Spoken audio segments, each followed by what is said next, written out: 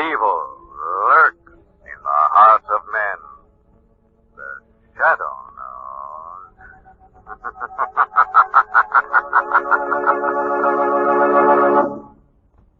Once again, your neighborhood blue coal dealer brings you the thrilling adventures of the Shadow, the hard and relentless fight of one man against the forces of evil.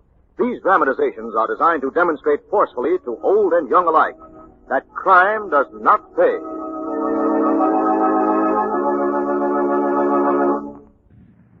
Government forecasts indicate that homeowners may face another winter of shortages of all types of fuel for home heating. You're fortunate if you heat with coal because you're liable to and you're able to store fuel. Call your blue coal dealer tomorrow and place your order so we can schedule early delivery. Make sure that you order the right size for your furnace. And if you're not sure what it should be, ask your blue coal dealer. He'll be glad to inspect your heat plant and may be able to make other recommendations, too, that will help you get more heat and to burn less fuel. Tomorrow, first thing, call the nearest blue coal dealer and ask him to schedule your supply of blue coal for early delivery.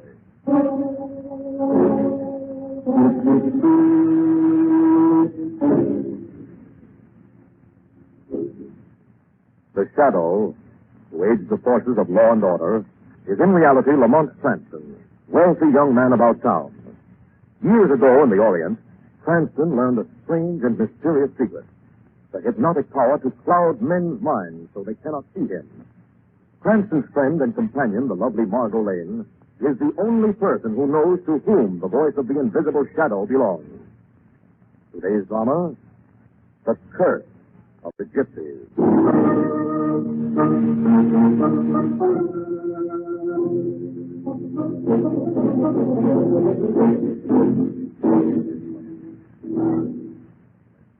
For a dozen years, the old Stanfield mansion has been locked tight. Creepers have overgrown the walls. Dead branches scratch at the windows. And now, on a windswept night, 3 people, Elise King, the Stanfield heiress, her husband Stefan King, and the nurse are coming home. Stefan unlocks the door. And 3 walk into the long, deserted house. See, Elise, nothing in here but dust sheets and the musty smell of an old house. No gypsy curses, no ghosts, no... Oh, I was just closing the door, Mrs. King. I'll light a candle. Let there be light, huh? And the terror will end. There. No. No, it's worse now. Shadows looming everywhere. Ah, you're overwrought, my darling, and tired. Get you to bed. Take my arm on the stairs. Stefan, whose room am I to sleep in? Your mother's. Was she was brought up after that accident? No. No, I won't go up there. Control yourself, Elise. Conquer these fears. Realize they exist only in your mind. Stefan. What was that? I didn't hear anything. Came from Father's room. Mrs. King, please. Here it is again. It's Father.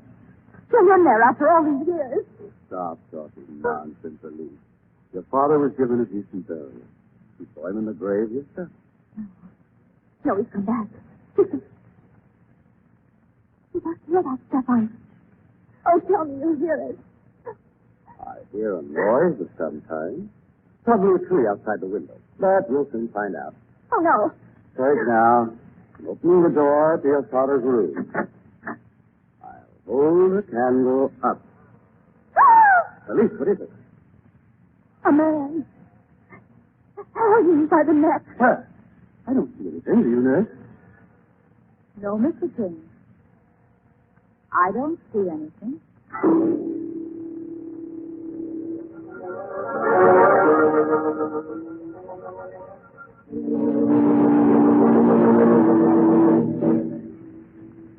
It was good of you and Miss Lane to come down so quickly, Mr. Cranston.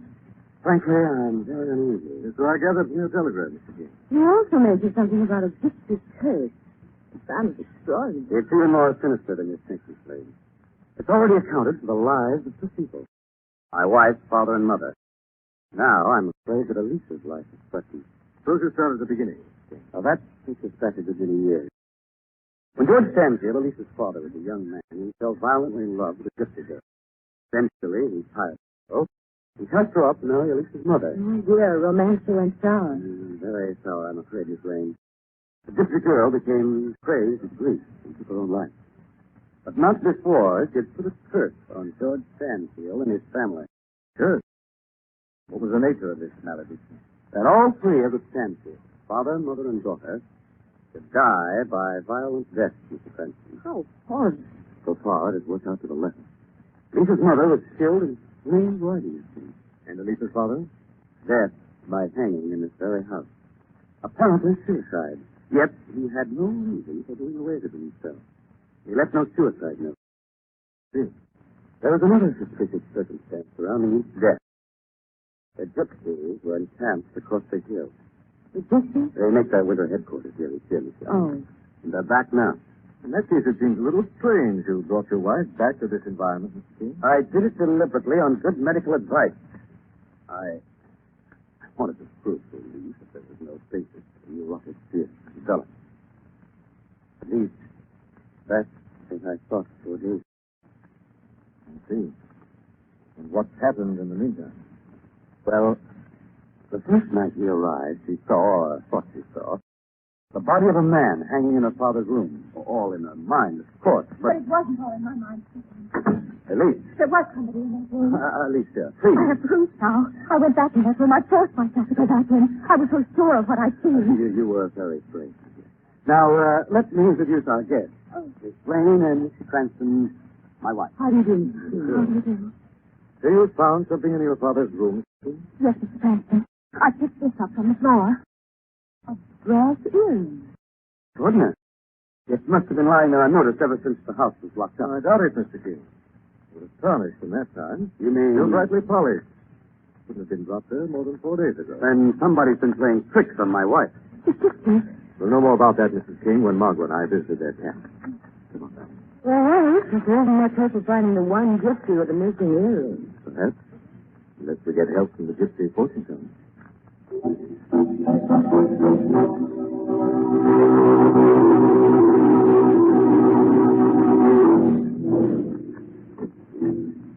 How is this? Asleep now. Gave her hypodermic. You ought to have done that before she started wandering around the house. She almost upset the apple cart in front of Cranston. But you're blaming me. I'm not blaming anyone. You know, the night was pretty. That's your doing, Stefan. I was all against getting that detective down here. It's insane. We have to have someone to testify that Elise was going off her head. A nice old lady would have done just as well. That wasn't good enough for you. Oh, no, you had to have the great Cranston to match with. Cora. Now he's got that earring, and Lord knows what he'll find out at the gypsy camp. Ugly enough to hang us both. Shut up. I won't shut up. It's my neck as well as yours. And if you think I'm going to risk it because of your crazy vanity... I'm fine. I don't like you, sister. I don't like you, okay? Stefan. That's more like the girl I love. You really mean that? Of course. Then why did he have to go through with this? Why can't you divorce Elise? And lose her fortune? Oh, no, God. I've learned to enjoy money too much to get along without it. Aren't you forgetting, dear? It won't be anything as unpleasant as that. Just the suicide of a mentally deranged girl. That Cranston trying to prove anything different.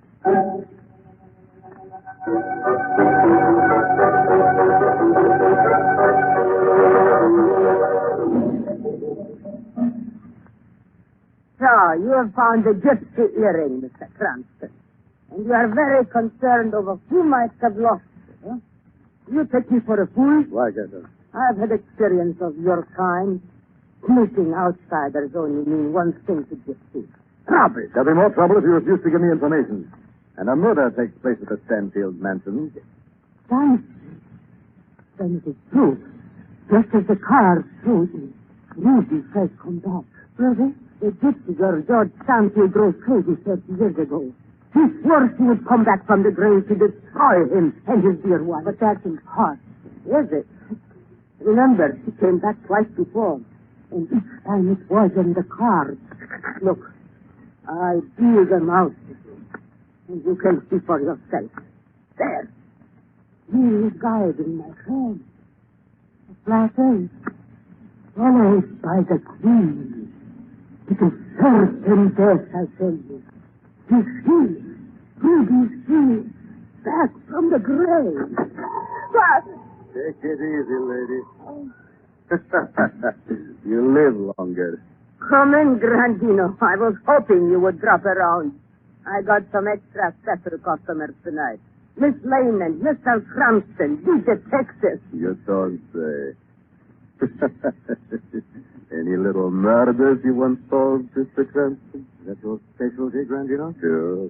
I know all about them because I commit them.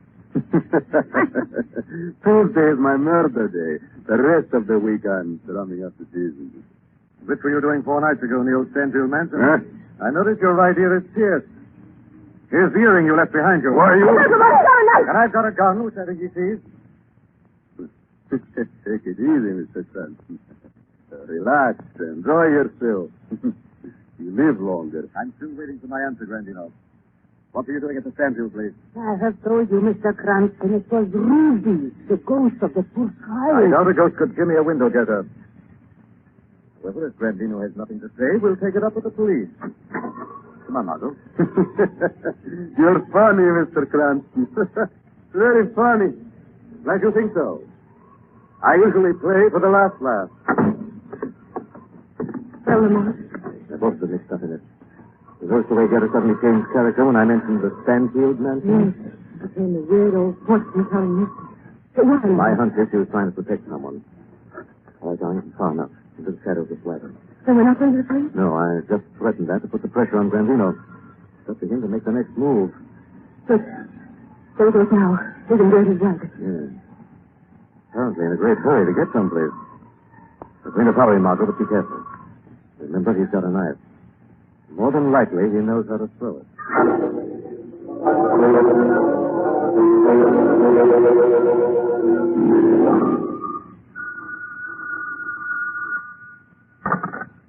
Hello? Grandino, Mr. King. Ooh, I told you never to phone this house. Take it easy, Mr. King. If it's Cranston and his girlfriend you're worried about, I fixed him. What? They took it into their heads to follow me. I led them a merry chase, all right, to the swamp. But the quicksand. That's the idea. They're good and lost now. They'll be lucky if they ever get out. You blundering fool, how dare Take you? it easy, Mr. King. There isn't healthy talk. I'm phoning from the diner to say I'm coming over to see you. No, it's too dangerous. Be right over, Mr. King. Grandino. Blundering idiot, he's ruined everything. You mean Miss Lane and Cranston? If they ever get out of the swamp, they'll be too suspicious. Now watch every move I make. Oh, well, perhaps it's all for the best. Oh, don't start that again, Cora. That's fine. Why did I ever trust anyone? So easy before. What? I won't give up now. I'll work out some other time. I won't stop till I've wiped out every last member of the Stanfield family. And it was you who killed Elisa's father and mother. What are you talking about? What's been burning in your mind? Revenge. That's why you want to do away with Elise, too. Laura. You don't give a rap for me. You never have. You're just using me as an accomplice. Darling, listen to me. No. It's too late now. Too late. You know too much. Stefan. That knife. You're another fool who had the medal. Stefan, you're mad. If you kill me, you'll never escape. You're wrong, Cora. It's my one way out. I've been working out a plan, you see. It starts with you.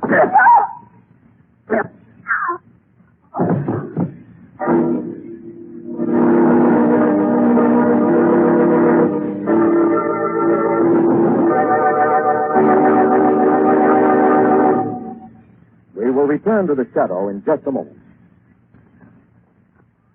Folks, if you do not have a Blue Coal Temp Master automatic heat regulator on your furnace, you're missing plenty. You are missing the wonderful work-saving ease that automatic temperature control gives. The Temp Master eliminates every trip to the basement to adjust furnace dampers. And you're missing, too, the even even, healthful, steady heat that only automatic temperature control can give. The Temp Master with its electric eye thermostat is on the job every minute all day long. It's far more sensitive to temperature changes than your body and keeps your home exactly at the temperature you set on the upstairs thermostat. Yes, you're missing carefree heating comfort in your home if you do not have a Blue Coal Temp Master. And the Temp Master is so easy and so inexpensive to install. You really can't afford to be without one. Actual records prove that a Temp Master saves so much fuel it can easily pay for itself in a single winter. So tomorrow, call at your nearest Blue Coal dealer and ask him to demonstrate the Temp Master in your home. There is no charge or obligation. Your Blue Coal dealer is listed in the classified section of the telephone directory. Now, back to the shadow.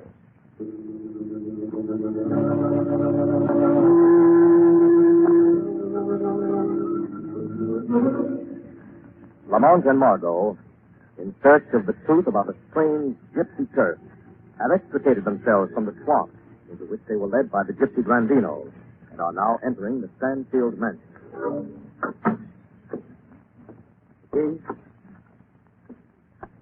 The key?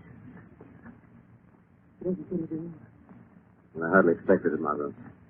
My guess is he's out somewhere keeping a tryst with Grandinos. And you think it's a connection? Almost certainly. First job is to get a lease out of this house and to safety. After that, we can complete our case against the other two. Let me see. Is this her room? Yes, she's downstairs. There's something holding the door. Maybe at least there's a chair up at it. Doesn't feel like it. Yeah, now we can get through. It's so dark. Just a minute. Here's the switch. Lamont. That's what was holding the door. How did the nurse? The knife. Dino's knife by the looks of it. Look at the room all thrown up as if there'd been a struggle. Sandino must have come in for a lease, and the nurse died defending her. Anyway, this is gone now. It's been carried out through this open window. Yes, there's dirt on the leg. Well, come on, Margot. All we can do is follow. I'll go first. Careful, darling. I'll give you a hand down. Here I come. We'll try the garage first, see if the car is gone. If possible. What was that? Over there, Mr. King. You can hurt him, Mark. That gash on his forehead. Mr. King. You hear me? Oh, Mr. Cranston, help me. There you are. Now, what happened, Mr. King? I heard a noise. I came out here to investigate, but there's a scream from the lease's room. I ran up to the window and... I can't remember. A lease is gone. What? Oh, they've taken her. Easy, Mr. King. Margot and I are going after Elise now. Come on, darling. The Gypsies, Mr. Cranston. The Gypsies. Here now what happened. Whatever game Mr. King was playing with Brandino is backfired. Brandino must have kidnapped Elise, probably for ransom. I'll be taking her back to the gypsy camp. So, Margot, there's only one person who can tell us for sure. Gerda, the fortune teller. Gerda? Yes. She's going to get a visitor she didn't foresee in the car. The shadow.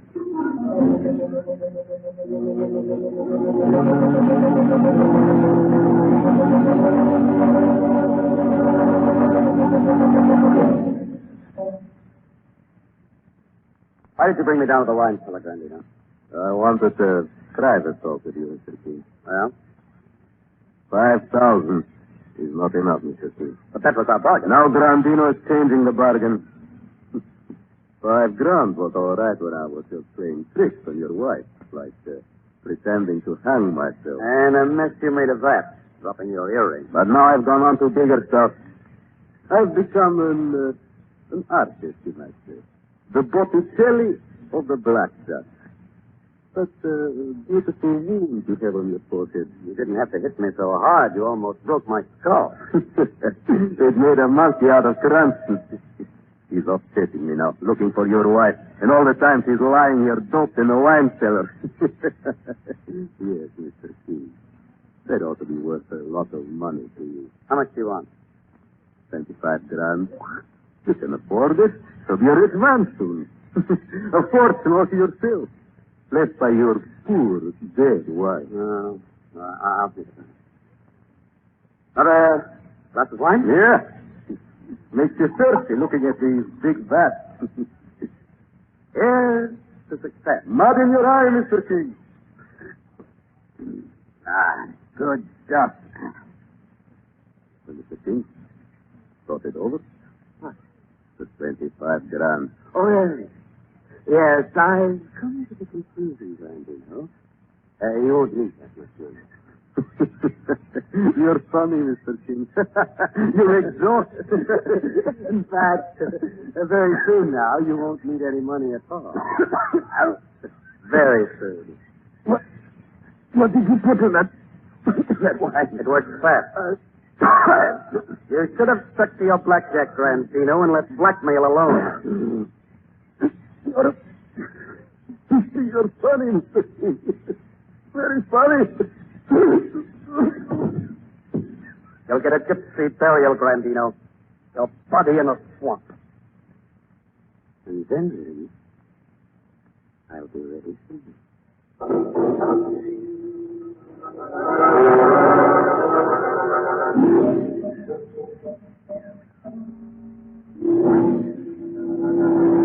What's wrong with the cards? They pay me nothing. No faces come up on the numbers. Because your days are numbered, Getter. Who's there? This is the shadow, Getter. I hear a voice from nowhere. Shadow is right here beside you. What do you want with me? Where is Elise King? I don't know. She was taken from the house. Her husband was knocked unconscious. What's the crime? What's Stephen Bradley crime? You seem very concerned about Mr. King, Getter. I believe I understand. I don't suppose you feel as affectionate toward Grandino? No, I always hated him. He was always snooping around my wagons, trying to find out things. What things? No lies, Getter.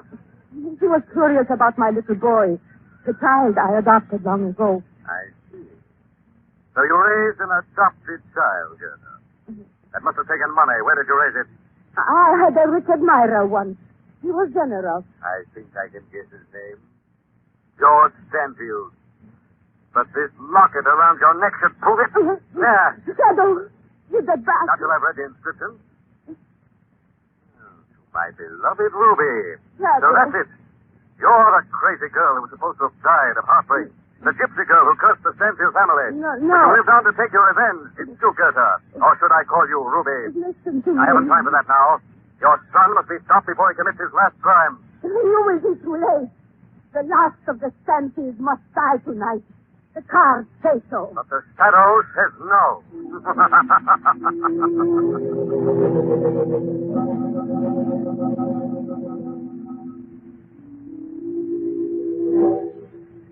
What are we doing up here, Stefan? I have a surprise for you. In the attic? Yes.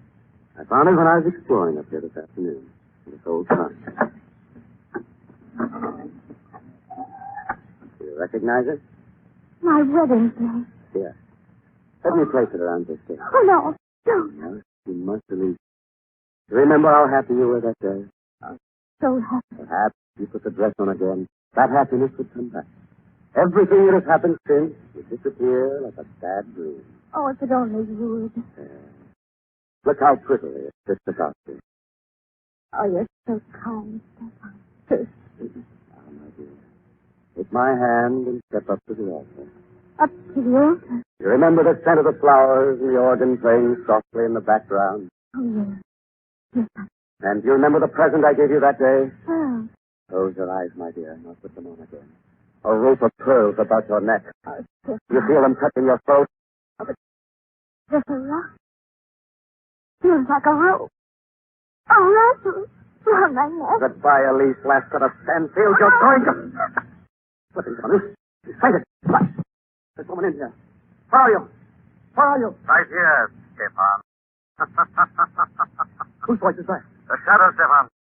I have come for you. Your crimes are over. You can't prove anything against me, Shadow. I can prove murder for one thing, Stefan. And for another, trying to drive this poor girl insane. Yes, Shadow, she is insane. And that's why you can't prove anything against me. I can prove you're the son of Gerda, the fortune teller, Stefan. And that for her sake, the sake of revenge, you killed Elise's mother and father. Then you killed the nurse, and perhaps Grandino, too. Yes, Grandino, too. But he'll get the blame for the nurse's death, Shadow. No one can convict me as long as Elise is out of her mind. No one will have to, Stefan. You yourself are going to write a free and open confession. Are you mad? No, but Elise is. And she's coming through now. What do you mean? You'll find out.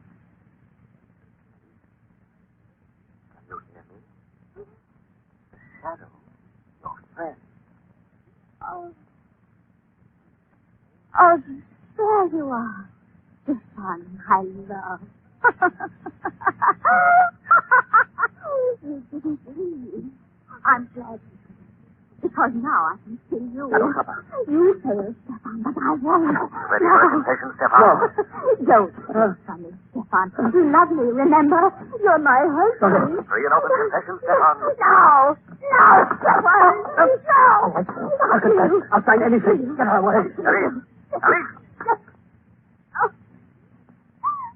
I had to do that.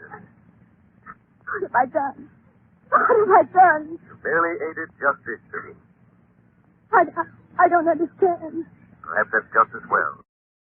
Soon you'll be completely well again and will hardly remember the horror you suffered from a man named Stefan Key. By then we'll have died in the electric chair.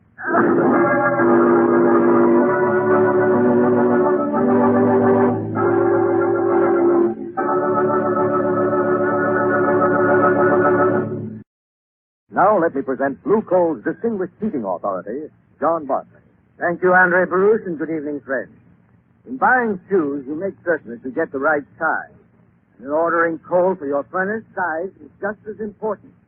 The right size of coal will burn better, last longer, and give you more heat for less money. So if you don't know whether your heating plant ought to use chestnut, stove, or eggs, better find out. Your neighborhood Blue Coal dealer will be glad to inspect your furnace and to give you expert advice. He may be able to show you other ways to get better heating, too, such as better draft control and elimination of small leaks. Yes, to really save fuel and to get better heat, be sure that your furnace is clean, be sure that it's efficient, and be sure that you order the right size of coal. I thank you.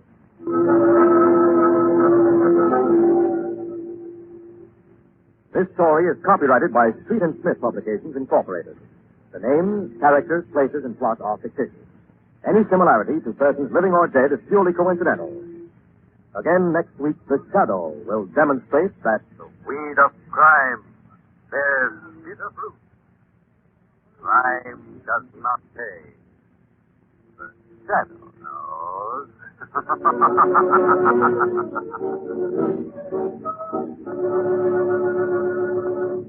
next week, same time, same station, your friendly Blue Coal dealer brings you another strange and thrilling adventure in the Shadow's daring battle against the forces of evil. The Shadow is presented by the T. L. & W. Coal Company, distributors of Blue Coal. Lamont Cranston is played by Brett Morris. Margot by Grace Matthews. Your announcer, Andre Baruch. Remember, it's Blue Coal for finest heating service.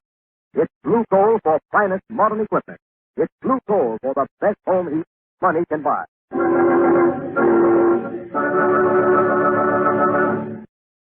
Friends, partially handicapped workers are often better workers. Your local public employment office lists many workers who are not handicapped for your business, who are more careful, more reliable, more conscientious. Yes, it's good business to hire the handicapped. This is the Mutual Broadcasting System.